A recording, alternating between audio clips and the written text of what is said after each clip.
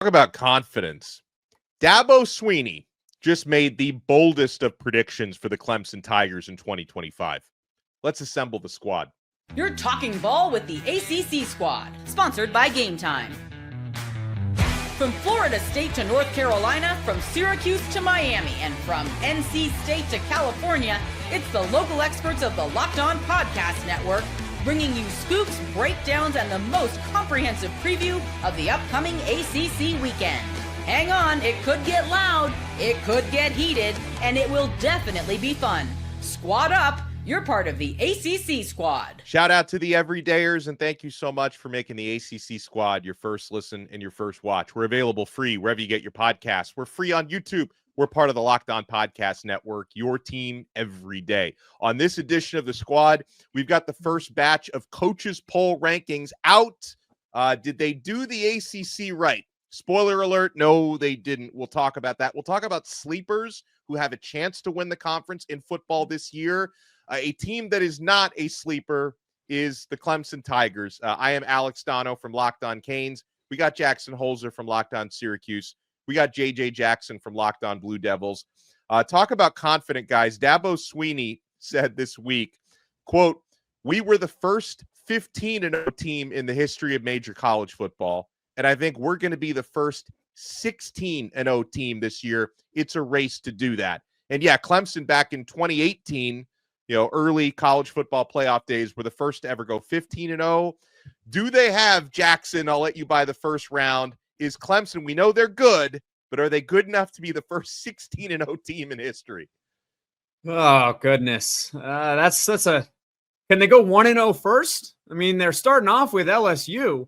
That ain't exactly a pushover here. I mean, let's see what you do against LSU, and then we can really start talking about whether or not they're going to go 16-0 or not. But I'm not surprised that Dabo Swinney would say that. I mean, he's a head coach of a really excellent team that's the favorite for good reason to win the ACC and go to the college football playoff, and they have legitimate national title aspirations. It's not out of the realm of possibility to suggest they're going to go 16-0, especially if you're a Clemson fan. You're thinking they're going to go probably 16-0. I don't think so. That is incredibly hard to do. I think they're going to stumble one or two times in the regular season, but that's not to take anything away from them. I just think 16-0, that's hard. I don't think they got that in them. I think it's so hard to do, to your point, Jackson, when you factor in those games that they've got outside of their ACC schedule, with LSU being a lot of people's kind of sleeper pick, so to speak, in the SEC, another year of Garrett Nussmeier at quarterback. And then the games that they've been having over the last several years against Shane Beamer's versions of the South Carolina Gamecocks, they can't count that one as an automatic win like they were able to for several years there under Dabo Swinney. But what I like is this. I mean, Dabo's got his fastball back, right? Because it feels like there were a couple of years lately where these weren't the comments that he was making, and Dabo was finding every single reason and every single thing in the sport to complain about outside of his team. So if all of a sudden he's pivoted, he's always got these comparisons to the great pastor that you go listen to preach every single Sunday. We haven't been hearing the high praises of his football teams over the last few seasons, and we clearly can't deny the success that he's had as a football coach. So if he's seeing something, I kind of want to start to believe it a little bit, guys. And let's remember, it is the ACC. This isn't an SEC schedule that Clemson is going to have to climb their way through. And to your point, JJ, I was going to add on to this. He's saying the right things. Yeah. And the mentality is correct. If you're a coach in Division I football, your mindset should be, we're going to win every single game and we're going to win the national championship, because that's the goal. That's the dream goal at the end of the day. It's like if you're studying for a test. It's better to study for the test to try to get 100 and you end up getting a 90 than to try to study for a 90 and you end up getting a 77 on the test. Like, put your best foot forward, have the mentality that we're going to go undefeated, we're going to win the national championship, we're going to be the first team that goes 16-0, even if it doesn't happen. But you got to have that mindset. You got to be confident in yourself and in your team that you're going to be successful. So I take nothing away from, I'm not sitting here criticizing Dabo Swinney for sitting here saying we're going to go 16-0, because that's exactly what he should say.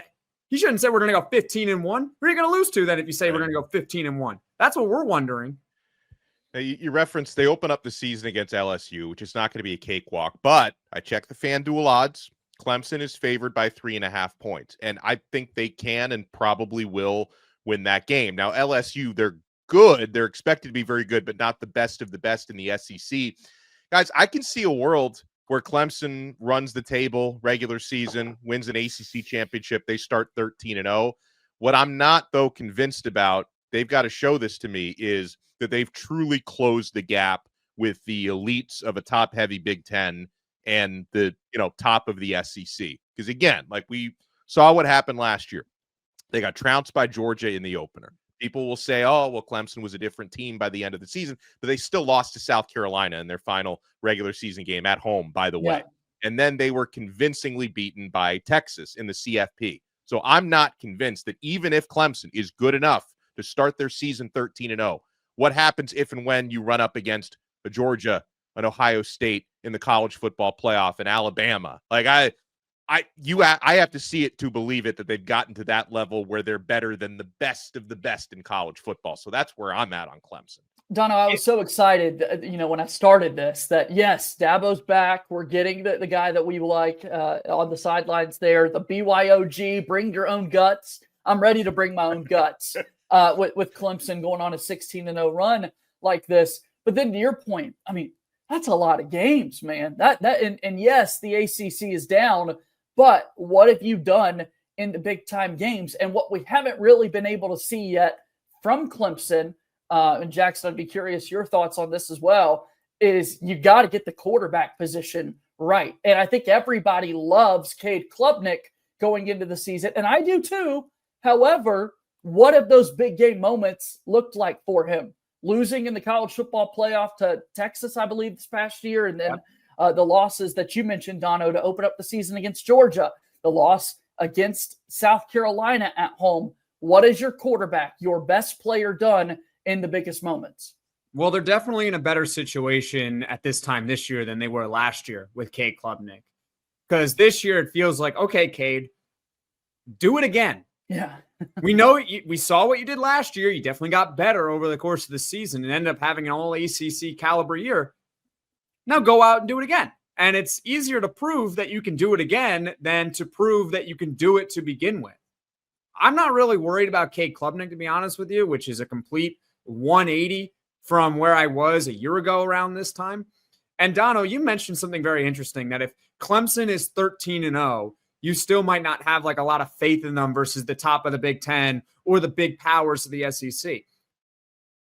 I'm not on board with you on that. I don't know if they're going to be 13-0, but if they are 13-0, and I'm looking at their schedule right now, a win at South Carolina, beating LSU, beating SMU, going on the road and beating Louisville. If they go 13-0 and they're healthy, they're probably one of the 2 or 3 favorites entering the college football playoff easily. In fact, they might enter the college football playoff at 13-0, assuming that it does happen, as the number 1 team in the country. And I don't even think it would be particularly close either at that point. Doesn't mean they'll win. It doesn't mean that your concerns can't come to fruition. But if they're 13-0, they just have to prove that they can actually complete the season and win the national championship. Not can they compete with the big boys. I think you go 13-0, you can compete with anyone. Well, and when we come back, let's take a look at the ACC. Is it going to be as easy as people think it is for Clemson? Because there are, last I checked, 16 other teams in this conference. So I want to talk about potential sleepers. Also, so a couple of weeks ago, JJ and I and a few others were at ACC Media Days. We got votes for the All-ACC team. Clemson absolutely dominates the All-ACC team. Are they really this much more talented than everyone else? You want to keep it locked right here. We're only getting started on the ACC squad. I mentioned those FanDuel odds. Clemson favored 3.5 points against LSU. Even before football season starts, my friends, summer sports are in full swing. Whether you're all about baseball under the lights, golf on the green, or high-stakes soccer action, FanDuel is the best way to make every game even more exciting. You're already following the action. Why not make it a little more thrilling? With FanDuel, you can get in on the game with your friends while your friends, I should say, are getting sunburned at the beach. Folks, we've been using FanDuel to track our favorite matchups, and the app keeps it fresh with new daily promotions and fun ways to bet. And if you're new to FanDuel, new customers can bet just $5 and get $150 in bonus bets if your first bet wins. Open the FanDuel app today or visit FanDuel.com to get started. Thank you for making the ACC Squad your first listen and your first watch. We're available free wherever you get your podcasts. We're free on YouTube. All right, so guys, this was the result of the media vote for all ACC team. And there's a lot of Clemson on there. In fact, 11 all ACC selections. I double-checked last year, and the team actually with the most last year was Miami, but with 5. Like, nobody dominated the list the way that Clemson just did. So, JJ, I'll ask you, is Clemson truly this much more talented than every other team in the conference? And if they are, what does that mean for the rest of the ACC? Donna, you got to love all of the paw prints all over this list, right? It's like you dropped your homework on the floor and your pet walked through the house and left the paw prints there with all the Clemson logos that we're seeing on the screen here. I think in a way it's not that crazy to say there could be this bit of a talent gap between Clemson and their peers in the conference when you simply look at where recruiting has been over the last decade or so within the conference. There are football programs, your school being one of them, Dono, in Miami, who are really trying to change those things and putting in big work on that front. But you think back to all the ACC schools that you see, or excuse me, the SEC schools that you see towards the top of the country. Oftentimes, if there's going to be an outsider, it's a school like Clemson that's there. They are a really, really talented bunch. And so I'm not too surprised at all to see them in a year like this, where you have this many selections for the preseason all ACC team. It's another one of those things where we can point back to Dabo Swinney's comments and say, okay, you should then have a little bit more confidence in your team going into the upcoming season if this is what your roster looks like compared to the rest of the league. I think what it tells me is that if this is true and Clemson really has half of the first team all ACC, because keep in mind, this is one team. This is not first, second, third team. One team here that they do preseason poll, and they got 11. That's half. That's one side of the field. They shouldn't lose a conference game if this is the case. And none of the conference games should be particularly close. That's what the graphic tells you. I don't know if that's going to happen. It's hard to go an entire year, even in the ACC, where you have no stumbles whatsoever, no margin for error, no, what was that game? Or going on the road against a good team and you just kind of fall flat. None of that. We're not sitting here saying that Clemson's going to lose to, I don't know, they're going to lose to Florida State at home. That's not what we're saying. But you're telling me they're a lock to go into Georgia Tech and win? You're telling me they're a lock to beat SMU at home or to go on the road and beat Louisville? The graphic says they should go undefeated in the conference. I don't know if that's necessarily going to happen. I'd probably just be conservative and say 7-1 in the conference. But yeah, they're the favorites for a reason. They got a lot of talented players. And they are a legit talented team. Starting with Klubnik at quarterback, they've got best looking receiver core in the ACC and one of the best in the country. Best looking defensive line in the conference, one of the best in the country. Some Clemson fans were mad at me late last week on Locked On ACC. I brought this up, and it's like, I'm not saying your team isn't good. Like, I'm saying there might have been some lazy voting to just put this many Clemson players in. And I'm also saying if you're really that much more talented than everyone else, I know Rhett Lashley a couple weeks ago, the SMU coach, was calling the SEC top heavy. Well, Rhett, if you look at this graphic, they're telling you the ACC is top heavy, if you want to believe this. And on that note, on top heavy or not, go ahead, JJ. No, that's just so true. When you think about, your best team is taking up all of these spots. Seems a little top heavy to me, but you go back through, and I don't have the number in front of me, but Donna, we're looking at the all ACC ballots here. And it was like 173 or 183 people cast ballots to make up a list like that. That is a large sample size of people that have paw prints everywhere, man. Yeah, no doubt. Well, okay. So if it's not the paw prints, and Jackson, I'll start with you on this. Let's talk about sleepers. And no, like, we would not consider Miami or Louisville or SMU to be sleeper possibly. We got to go a little deeper than that. But is there a sleeper team you look at that has a legit shot, you think, to shock the world and win this conference? So, quick backstory on this. My two sleepers, like a month and a half ago, were Georgia Tech and Duke, because I thought, these are pretty good teams. I'm curious to where they're going to be ranked in the preseason poll. And it turns out they get a lot of respect. So no, they're no longer sleepers in my opinion. I just think that they're just going to be good teams. They could win the conference, sure, if you want to say they're a sleeper to win the conference, but are they really that much of a sleeper if they're ranked inside the top 6 of the ACC? Probably not. I think you got to be trying to find those teams that are boom or bust. And so I was bringing it up pre-show. Nobody has a clue what North Carolina is going to be. Nobody. Do you know how it's going to be? I don't think Bill Belichick knows. Nobody knows what the heck is going to happen with North Carolina. Well, to me, that's a perfect sleeper. Because, look, they could be terrible. They could go 3-9 or 4-8. But you can also see a realm where, Bill Belichick, he can coach. Maybe it's different in college, but he can coach. He knows football, obviously, better than pretty much every other coach to ever exist. He knows the game quite well. Maybe they hit on Gio Lopez. Maybe they don't. Maybe they do. That's the point, is that we don't know about North Carolina. And when you don't know about a team, it makes them the perfect sleeper candidate. So North Carolina is that type of team I look at and say, they can win 3 games. They can win 10 games. That's a sleeper. So hold on. But you said another one pre-show. I'll give you the opportunity to tee it up that I feel is still a sleeper and has a more realistic shot in my mind than UNC. Virginia Tech? Is that what you're referring to? Listen, Virginia Tech is ranked where? 11th in the poll. And the reason why they're 11 is because a Virginia Tech fan must have snuck in there and voted them as a first place team. Was that you? Was that you too? They did. Vote. Did you guys vote? Do you guys know who voted for Virginia Tech to finish first? I don't know. There were a few Virginia Tech outlets there. Wasn't me. It wasn't. I don't think it was JJ either. The fighting gobbler, I think, was out there. They might have voted. Someone is a big Virginia Tech fan that voted Virginia Tech to finish first in the conference. I mean, that's just. I mean, you should not be voting if you're going to vote with that type of bias. But that's neither here nor there.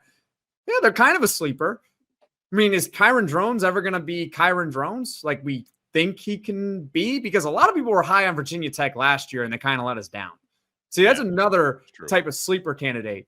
It's either the teams that you don't know, or it's the teams where you're like, you had high expectations last year, didn't live up to them. Now we're kind of lower on you this year. There's room for improvement. So could Virginia Tech all of a sudden just say, we're going to win 9 games? It happens almost every year where there's some team or teams in the conference that just kind of come out of nowhere. There was one year when it was Wake Forest, like 4 or 5 years ago. Yeah. JJ, I can speak for Syracuse fans. They were definitely optimistic about 9-3 last year for sure. But JJ, did Duke fans think that they were going to go 9-3 last year? No. It just happens. A team comes out of nowhere sometimes. And I think it's North Carolina and Virginia Tech are 2 teams I look at and say, I don't really know what you're going to be. And if I don't know what you're going to be, I think we're sleeping on you a little bit. Maybe we should take a deeper look into them. A project I'm excited that we're able to have in conversations like this in a world sans divisions, right? In the ACC, we're not dividing this thing up coastal and Atlantic. We really are going 1-17, laying these schools out. So it'll be a little bit easier at the end of the year to say, okay, who was the biggest riser? Who fell the most? And to me, I think that could be where we see who falls into that sleeper category. And maybe to Jackson's point at the top, we were just a month too early to think of a school like Georgia Tech and Duke, and they're the ones that, yeah, they climb up 5 spots, and that's a big jump, but it's up to number 1, right? That I could see that as something that possibly happens. So Georgia Tech, for example, right? Everyone loves Georgia Tech because they were everyone's sleeper team a month ago, and then all of a sudden everyone caught wind of it. So now you're no longer a sleeper. And then it causes the opposite reaction. I say, okay, Georgia Tech, how good is Georgia Tech? Now everyone's on the Georgia Tech bandwagon. Now they're 4th in the poll. Yeah, that was surprising. Yeah. I was like, okay, I guess we're buying into Georgia Tech. But I look at that and I say, okay, well, now you're just a prime underachieving candidate because you were a team. I was like, I'm expecting you to be like middle of the pack in the poll. And then all of a sudden you rise into the top 5. And now you're saying, what? 4th? That's kind of where I would have them, but that's an underachieving candidate in my opinion. Well, when we come back, talking about achieving, underachieving, the first coaches poll is out, and folks are raising some questions about this. Let's talk about the 3 ACC teams that they did rank. They left anybody out. You want to keep it locked right here. We're only getting started on this brand new episode of The Squad.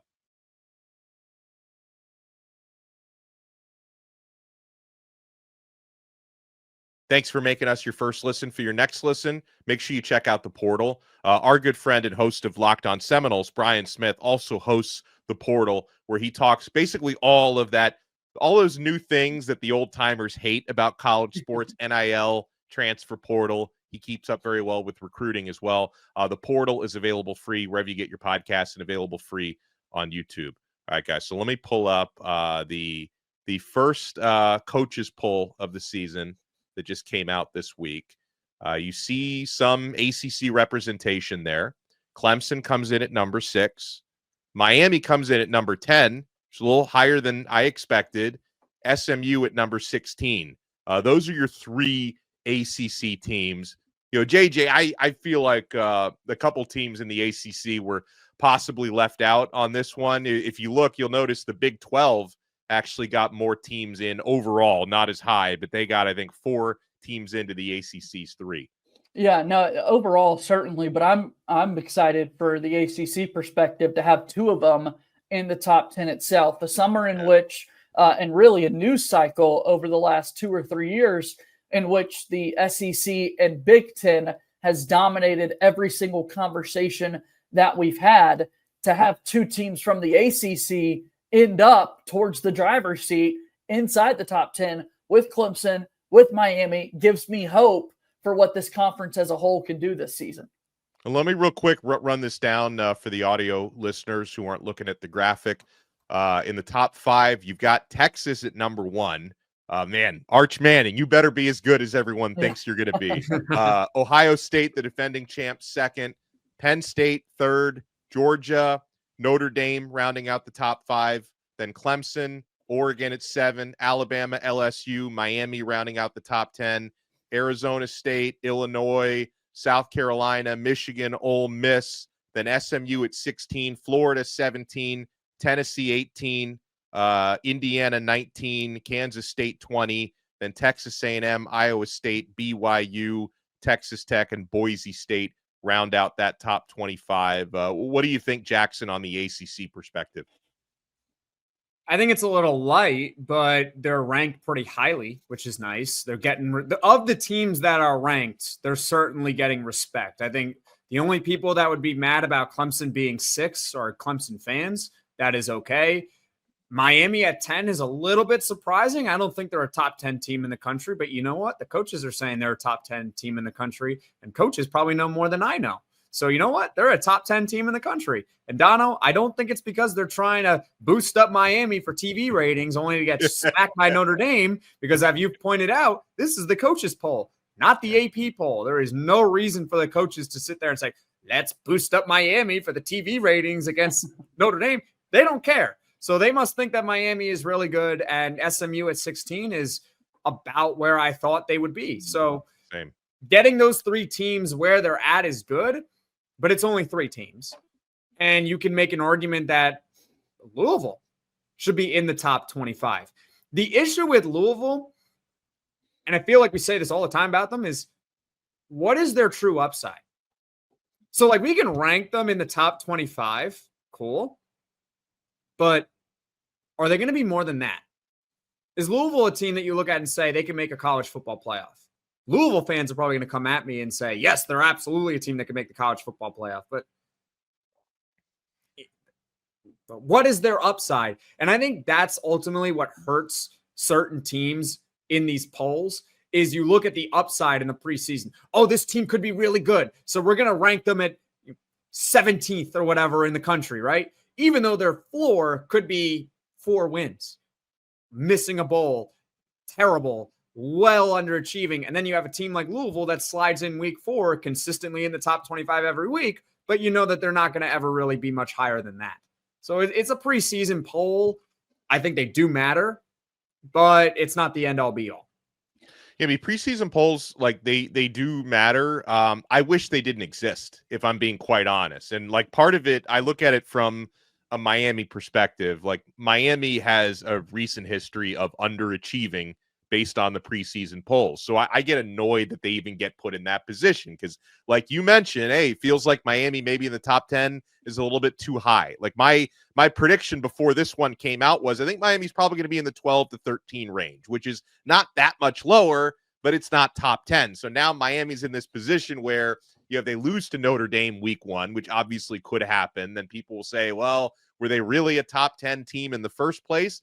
I just wish, and I understand why this doesn't happen because, people love to have conversations. And even if, like Jackson mentioned, the coaches who vote on this do not directly profit, so they have no reason to manipulate it. But this is great for television. It's great for what we're doing right now on the Locked On Network. It's great for all the publications out there that cover college sports. It's like to put out a preseason poll when we're not really going to know who these teams are until a few weeks into the season anyway. It drives me crazy because you put teams either, you rank them too high or teams that are unranked because, hey, for a team like Louisville, I do think there is some upside depending on how much Brian Brom can get out of Miller Moss, who's obviously very talented. He's had his ups and downs. Brom seems to be this quarterback whisperer who somehow got Tyler Shuck drafted, which I think is a miracle based on how he looked in the combine.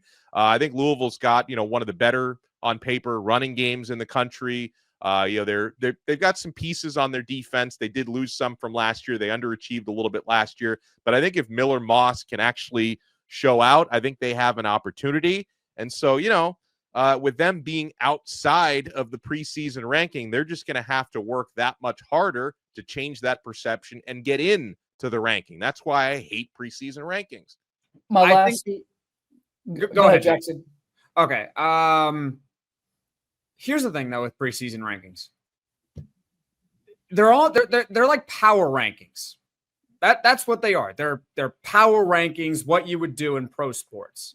In pro sports, though, we don't really care about power rankings, or at least I don't care about power rankings because there's actual standings that will determine what happens, right? There's no, I think the Minnesota Vikings are better than the Green Bay Packers, so I'm going to rank them 2, and this team's going to be 3. No, it's who's got the better record, and if they have the same record, there are tiebreakers involved to break the tie, and the regular season standings tells you who's going to be in the playoff and who the best teams are in the playoff. And then you have a playoff to decide who's the best team out of all the playoff teams, right? College football, the issue is you really don't have that. Yes, you've got some automatic bids, right? You win your conference, which is determined based on merit, right? If you win your conference, you win your conference games, you go to the conference championship, you get your tiebreakers, all of that fun stuff. But aside from 5 guaranteed spots, there are 7 that are up for grabs. You kind of need this. You kind of need a preseason poll because without it, you're kind of sitting here and you're kind of sorting through all these teams. How do you sort through the teams? See, yeah, it doesn't end up being how it ends at the end of the day and when the season's played. It's just a preseason poll. But you know what? You kind of need them. I don't think that they should just go away. You kind of need it to create interest in the sport as well. Because otherwise we're sitting here saying, okay, so South Carolina is playing this team. Are these teams good? I have no idea. There's no ranking. there's no standings to sit here and tell me that they're good. And everyone's playing in different conferences anyway. Yeah. You need to have something. So if it's a preseason power ranking, I'm fine with it. Plus, we know this at the end of the day that the college football playoff committee doesn't vote until later in the season. Yeah. And it's not directly tied with the AP or the coaches poll. So it's just something. Yeah, it's our perception and they do matter, of course, but I don't have a problem with preseason polls. I think they're pretty much needed in this sport. And my last thought to add to your point there, Jackson, is that, you look at week 1, you've got 3 top 10 matchups that have built in front of your eyes, right? Like the first game of the season is number 1 Texas versus number 2 Ohio State. That was already going to be theater. And now you add in, it's the 2 best teams in the country. Super exciting there on that front to see that play out. Also for just college football junkies, I found it interesting that Texas has never been preseason number 1 in the coaches or AP poll. It's never happened. I did not know that. This is the first time that has happened for Texas. And so we'll see if they can follow suit with the AP poll. I'm fairly certain of that. And then we'll have the top 10 matchups like you talked about with Clemson and LSU. And then you've also got Miami and Notre Dame. You are correct. It's never, I can't you believe are correct. The college hype, reference. Yeah. The They're hype with Arch Manning is crazy going into the season. With this Texas team is crazy going into the year. And we've never seen anything like it out of that Longhorns program. 5 times they've been ranked second in the, 5 times they've been ranked second in the preseason poll. Never been number 1. I'll be curious to see if the AP does it the same way or if they maybe flip the top 2. Well, we certainly appreciate all of you making the Locked On ACC Squad your first listen and your first watch. Make sure you check out our other shows. I host Locked On Canes, talking all things Miami, also Locked On ACC. Jackson hosts Locked On Syracuse. JJ hosts Locked On Blue Devils. Make sure you smash that like button and subscribe to all of our channels. And we'll talk to you again next time on another episode of The Squad right here on the awesome Locked On Podcast Network. Your team every day.